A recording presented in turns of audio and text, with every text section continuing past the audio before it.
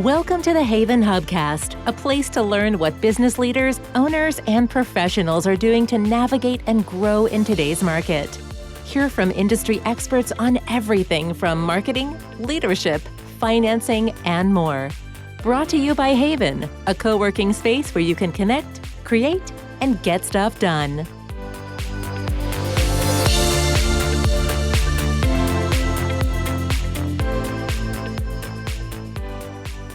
Hello, and welcome to another episode of the Haven Hubcast. I'm your host, Nancy Sheed, and today we have the pleasure of speaking with Carol Cheswick, who is a business advisor at the Connecticut Women's Business Development Council. Welcome, Carol. Thank you, Nancy. I'm so happy to be here.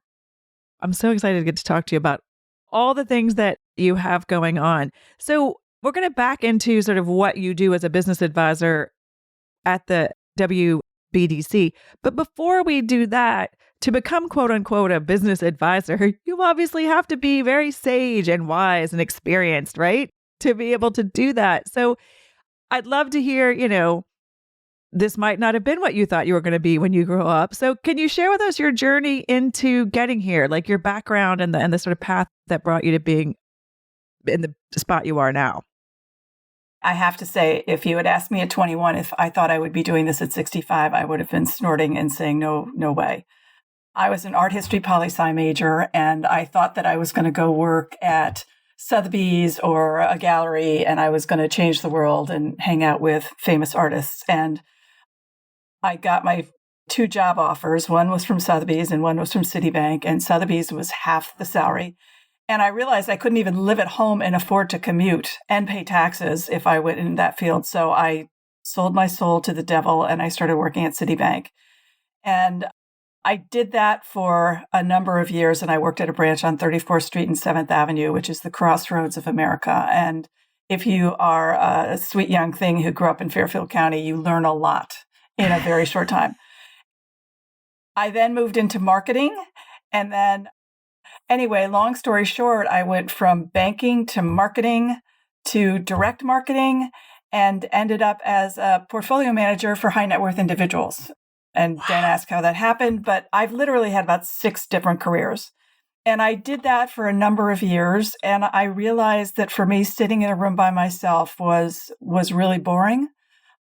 And I really needed to spend time with people. And so I went to a life coach who said, you can do more fun stuff and less yucky stuff. And I was like, well, that's a bold idea. And so she made me make a list of what I loved to do and what I didn't like to do. And unfortunately, my didn't like to do list was a lot longer than my love to do list. Long story short, I ended up becoming certified as a life coach because it was so helpful for me, and leaving investment management, which was somewhat difficult because I was in a family-owned business. So I had to extricate myself in such a way that I could still speak with my family, which fortunately worked. Anyway, I then coached for about a year and realized that the coaching alone wasn't enough. And I also realized that I had a lot of financial experience. I'd also gotten an MBA at night while I was working with Citibank. And I realized I had this combination of finance experience. I knew a lot about a lot of different companies. And I also had the sense of you only live once, you better love what you're doing. So I Googled empowering women in Fairfield County, and the WBDC came up. And within 2 weeks, I was teaching a business plan course. And if you told me that I would be doing that, I would have snorted because I hated writing business plans. I did it many, many times for many companies. But doing it for entrepreneurs is very different. And I think over the years, I have worked with thousands of people and I know lots of things. And that's how I got Sage, was just throwing myself out there and saying, hi, how can I help you? And then going from there. I love that. But I also love that, one, you were very wise to take the finance job to start your salary higher, but you also then kind of worked the circuit, right? Like you did finance, you did the marketing, you did direct marketing. You've actually then worked with individuals. So, and I'm sure in your time at Citibank, you did B2B as much as B2C. So to me, there's also this amazing, you've kind of seen and done a little bit of everything to have experience to be that amazing generalist, right? So you're not just all deep in on one thing. And I love that you've teased out the business plans for entrepreneurs is totally different. I would also say that one of the things that I've done, and this is part of the coaching stuff, is that there were things about each job that I really loved. And what I love about what I do now is I love everything that I do. I love meeting people. I love the strategy. I love learning about their businesses. I love seeing people move forward. Every day is a gift. I have no idea who I'm going to talk to and what we're going to talk about. And it's really been a lot of fun. I love it. So that sort of leads us to, can you explain to listeners sort of what the WBDC does with Women's Business Development Council, right? To give you the shortened version, in 1986, Congress asked the census for information about women entrepreneurship, and they said, we don't have any because we don't ask. So within 2 years, Congress passed an act which essentially started including women's business information in the census, and it also established women's business centers in all 50 states. So there is funding, and theoretically, every state has women's business centers. And if you're large, you might have multiple. And if you're small, you might have a few. So we right now are the Women's Business Center in Connecticut, and we're funded not only by the federal government, but also through state and corporate as well as personal funding. So if you're interested in a women's business center and you don't live in Connecticut, I guarantee you there's one in the state near you.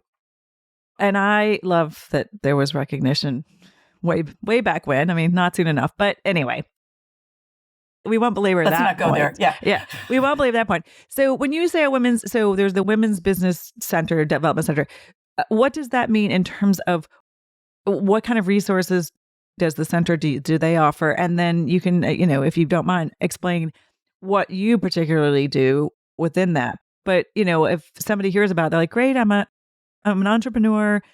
I know we have this, but why would I go to you? Okay. Well, to answer the first question, the WBDC focuses on 3 different areas. First and foremost, we want to be an advocate for women entrepreneurs in the state of Connecticut. And we do that, again, both locally, federally, and on the state level. So we have a lot of contact with the politicians, and we spend a lot of time going up to Hartford and making sure, or just trying to be a voice for women entrepreneurs. Secondly, we work very hard to be a resource for entrepreneurs, whether they're starting, they're building, they're growing, or they're trying to take their business to the next level. And so we have one-on-one counseling, we have classes, we have something called an equity match grant.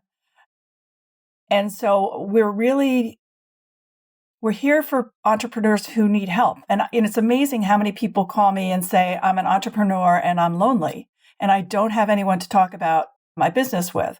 And we have a variety of different business advisors. So yes, I'm sort of the strategic business plan jack of all trades these days. But we also have wonderful people who do Instagram and marketing and QuickBooks, manufacturing, food. So really, we have a variety of resources for a variety of different entrepreneurs. And I should also add, 2 years ago, we started a childcare division, and that's a whole nother side. When COVID started, we realized that there was a 50,000 seat deficit in Connecticut for childcare. It became a big priority for the government, our governor, Ned Lamont. And so we now have, I don't even want to pretend I know how much, but it's between $5 and $10 million have been given out to people who are working on developing childcare businesses. Wow. Yeah. It's very That's a whole untold story, or at least that I'm not familiar with. That's amazing. Not my gig, but it really is great.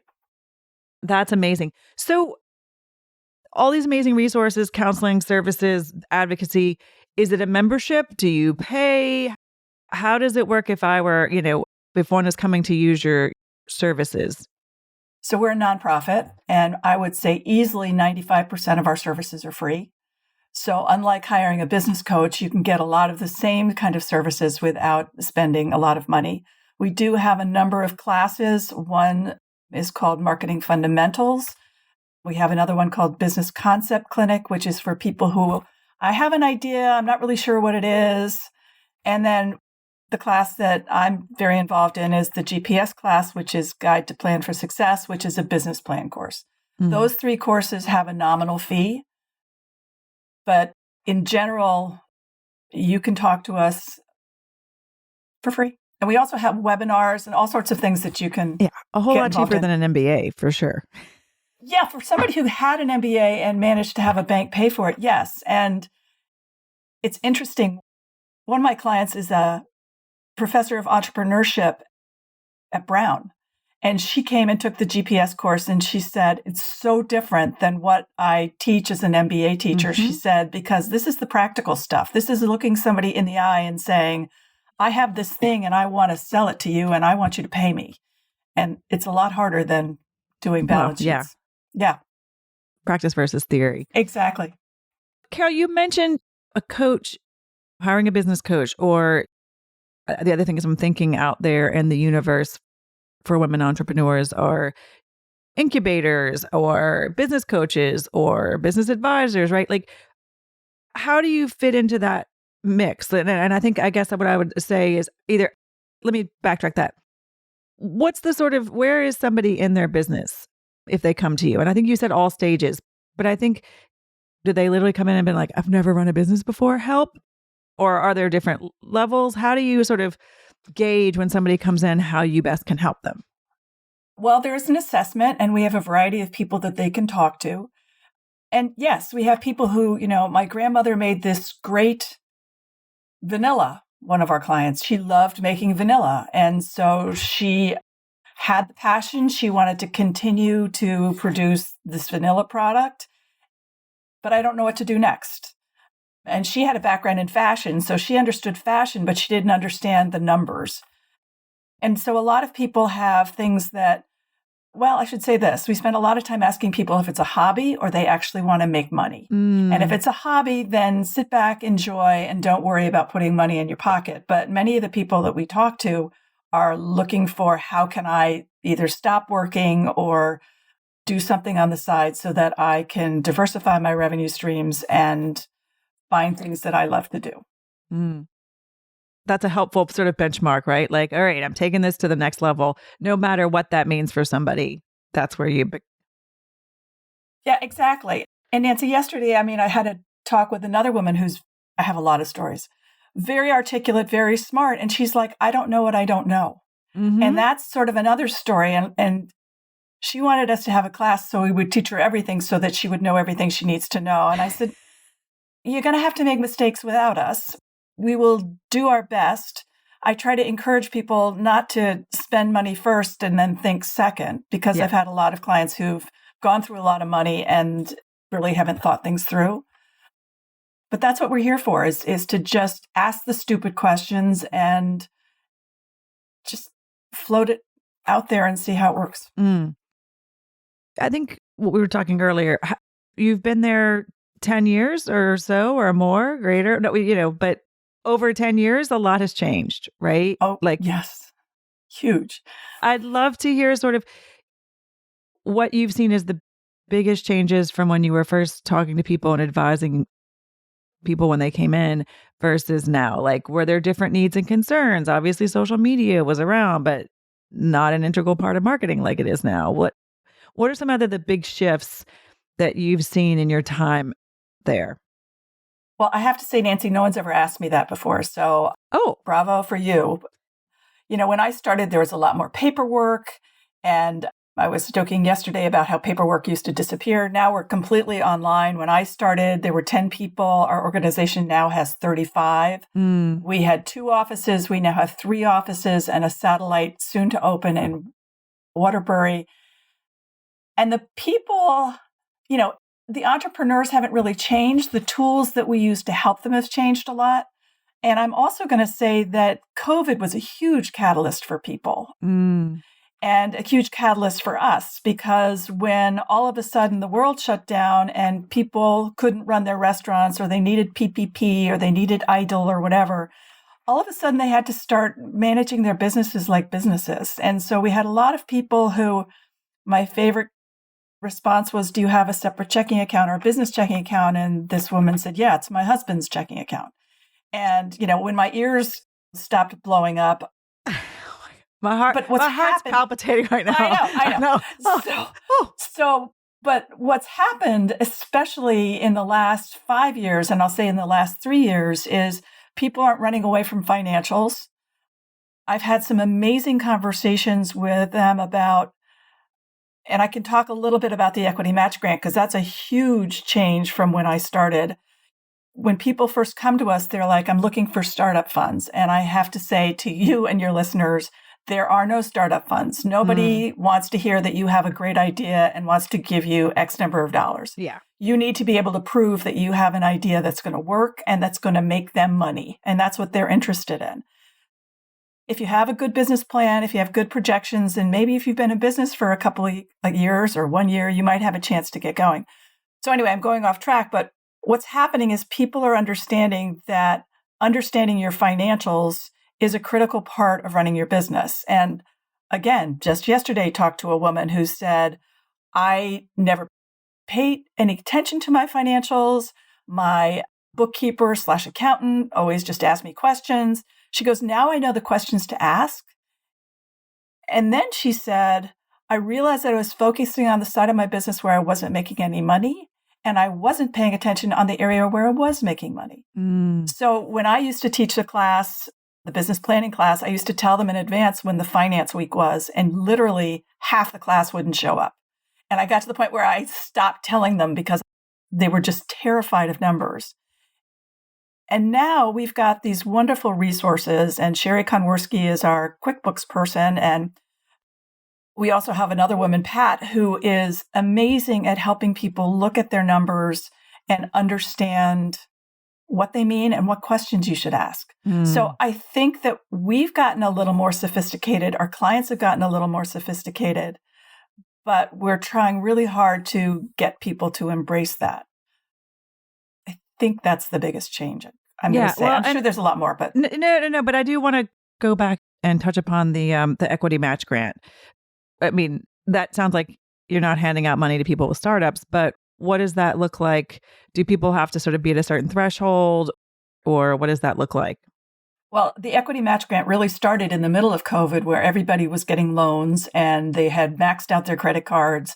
And they're all like, I know anyone who's gone through COVID hates the word pivot, but a lot of people were like, I need to figure out how to do this a different way. And it was then that we realized that we really needed to figure out a way where we could give people the resources they needed to pivot their business, to take advantage of whatever situation is out there, whatever COVID did to them.